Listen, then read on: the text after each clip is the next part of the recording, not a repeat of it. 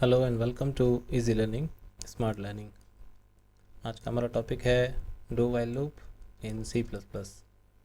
So do while loop में क्या होता है, ये एक प्रकार का एग्जिट कंट्रोल लूप है। एंट्री कंट्रोल लूप और एग्जिट कंट्रोल लूप क्या होते हैं, ये मैंने पिछले लेक्चर में आपको लूपिंग के अंतर्गत समझाया था। तो एग्जिट कंट्रोल लूप है इसलिए इसमें जो स्टेटमेंट है कम से कम एक बार एग्जीक्यूट ज़रूर होगा। और इस तरीके के लूप की ज़रूरत भी हमें इसलिए पड़ती है कि जब हमें कम से कम अपने प्रोग्राम में किसी स्टेटमेंट को एक बार एग्जीक्यूट करवाना हो तो डू वाइल लूप स्टेटमेंट की ज़रूरत हमें ज़रूर पड़ती है। तो ये इसका सिंटैक्स है डू वाइल लूप का। इसमें हम पहले स्टेटमेंट एग्जीक्यूट कराते हैं। तो ये स्टेटमेंट है और ये आपकी कंडीशन है। कंडीशन अगर ट्रू होगी तो वापस से जो लूप है आपका स्टेटमेंट के पास चला जाएगा और ये लूप इस तरीके से चलता रहेगा। जैसे कंडीशन फॉल्स होगी यहाँ पे ये स्टॉप हो जाएगा। सो ये इसका सिंटैक्स जो है, इसी की थ्योरी भी आप लिख सकते हैं कि डू वाइल लूप में सबसे पहले स्टेटमेंट एग्जीक्यूट होता है, कंडीशन चेक होती है, कंडीशन चेक होने के बाद में ये लूप चलते रहता है। अगर कंडीशन ट्रू है तो जैसे ही कंडीशन फॉल्स होती है लूप स्टेटमेंट जो है स्टॉप हो जाता है। एक एग्जांपल देते हैं, जैसे आई एक वेरिएबल है, सपोज इसकी वैल्यू 1 है। तो अब अगर आप डू वाइल लूप का इस्तेमाल कर रहे हैं तो सबसे पहले इसमें डू कीवर्ड है, डू का इस्तेमाल आप करेंगे और यहाँ पे आप सी आउट लिखेंगे। सी आउट जो भी आपको स्टेटमेंट एग्जीक्यूट कराना हो, से फॉर एग्जांपल आई की वैल्यू प्रिंट करानी है तो आप यहाँ पे आई लिख देंगे।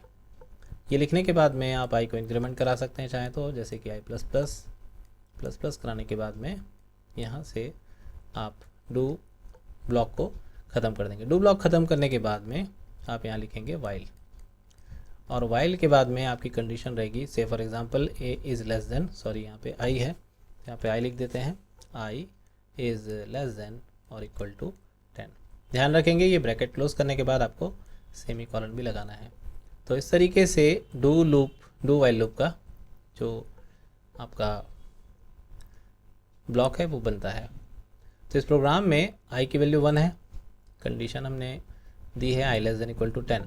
तो यहाँ पे कंडीशन तो बाद में चेक हो रही है, एग्जिट पे चेक हो रही है। तो सबसे पहले क्या करेगा, ये स्टेटमेंट को प्रिंट कर देगा। तो आई की वैल्यू यहाँ पे कितनी प्रिंट हो जाएगी, 1 प्रिंट तो हो ही जाएगी।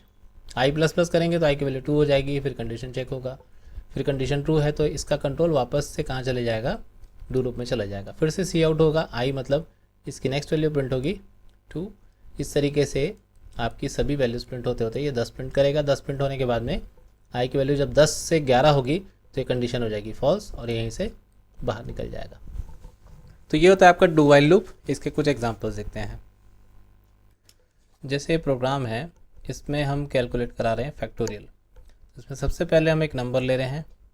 नंबर लेने के बाद में आफ्टर रीडिंग अ नंबर हम यहाँ पे डू लूप लगा दिए। यहाँ पे f नाम के वेरिएबल को हमने 1 से इनिशियलाइज किया हुआ है। तो हम यहाँ पे यहाँ पे कैलकुलेशन करा रहे हैं f is equal to F into I. तो हम एग्जांपल ले लेते हैं, जैसे 5 का फैक्टोरियल हमें निकालना है। तो आई की वैल्यू, सॉरी एन की वैल्यू जो है वो कितनी है, 5 है फर्स्ट इटरेशन में। तो n की वैल्यू 5 है, यहाँ पे सबसे पहले क्या करेगा, f इंटू आई करेगा। तो i की वैल्यू डिफ़ॉल्ट कितनी ही दिए हुए हमने, 1 दिया हुआ है, f की वैल्यू भी 1 दिया हुआ है।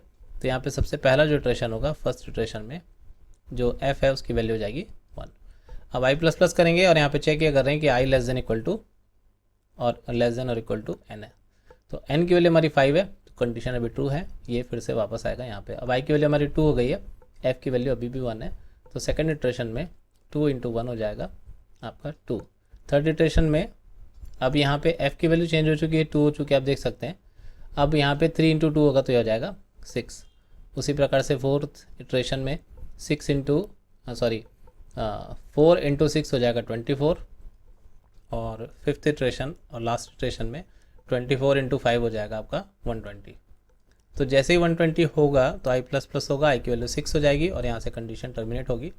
कंडीशन जैसे ही टर्मिनेट होगी, फॉल्स हो जाएगी, तो हम यहाँ से एग्जिट कर जाएंगे और यहाँ पे फैक्टोरियल की जो वैल्यू है वो हम प्रिंट करा रहे हैं n, और n की जो भी वैल्यू है वो कितनी कैलकुलेट होके आ गई, f होके आ गई।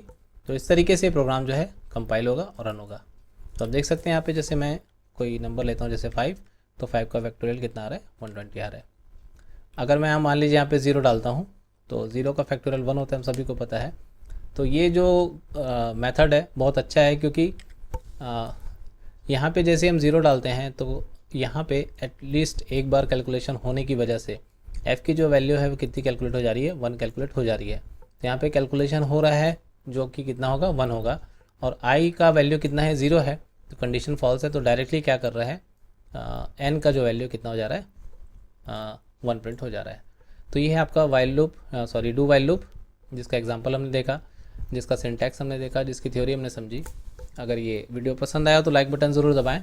नेक्स्ट वीडियो में मिलते हैं जिसमें हम समझेंगे फॉर लूप, जो कि आखिरी आपका C++ का एंट्री कंट्रोल लूप है। Thank you very much. Channel को सब्सक्राइब करना ना भूलें। See you on the next video.